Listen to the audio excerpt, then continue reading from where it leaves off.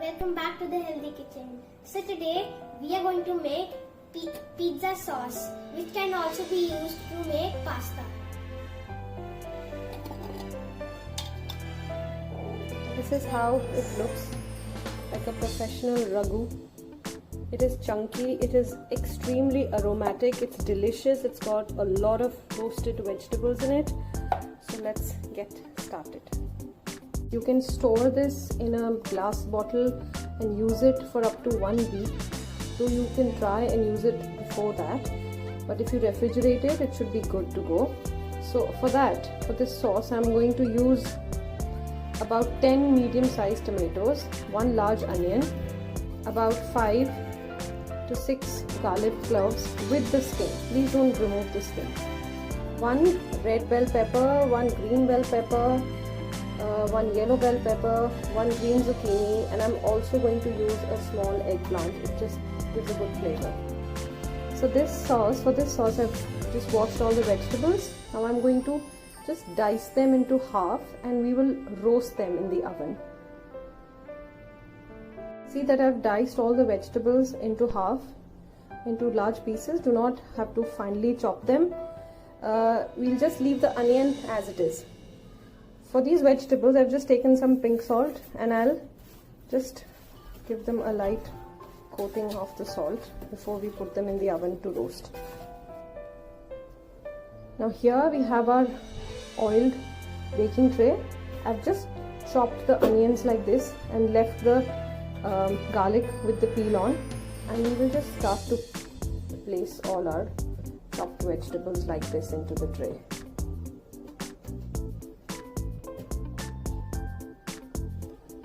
So we've arranged all the vegetables like this in the tray. It looks quite beautiful. I've preheated the oven to 180 degrees and I'm going to place this tray inside for just about 12 minutes. And once that is done, we will check.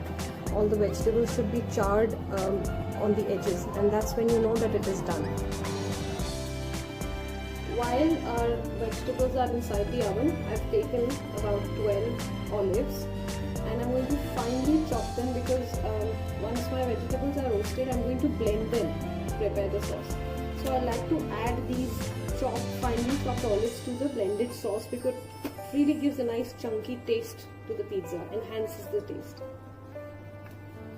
You can use black olives, you can use green olives, you may also add capers if you have them. Right now I just have these green olives, so I'm just going to finely chop these. You can also use stuffed green olives. Yes, that's what these are. This is how the chopped olives are going to look like. And just a quick tip to preserve the pizza sauce for a little longer is that I like to add 1 or 2 tablespoons of the olive, the liquid that comes in it. Our vegetables are done. Just notice the edges of each one of these vegetables. They are nicely charred. Just take them out, place them on a wire rack to cool. That's how it looks.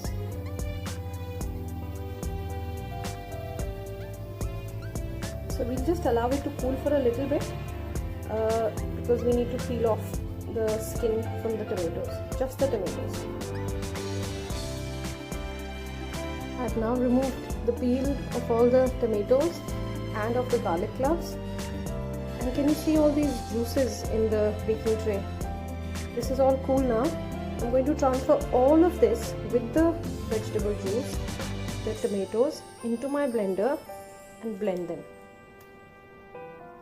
So I've transferred the tomatoes. I'm going to put all the remaining vegetables into the blender as well. Just keep adding.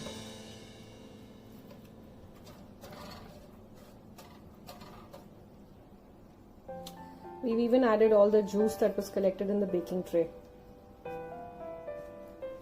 And here is your blended sauce. I've already placed all the chopped olives into a glass bowl, and on top of that we will pour our sauce.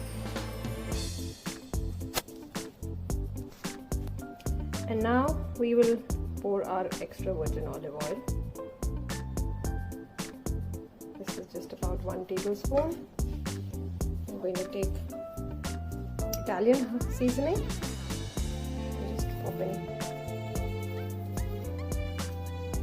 There you go. Just give it a very, very good mix.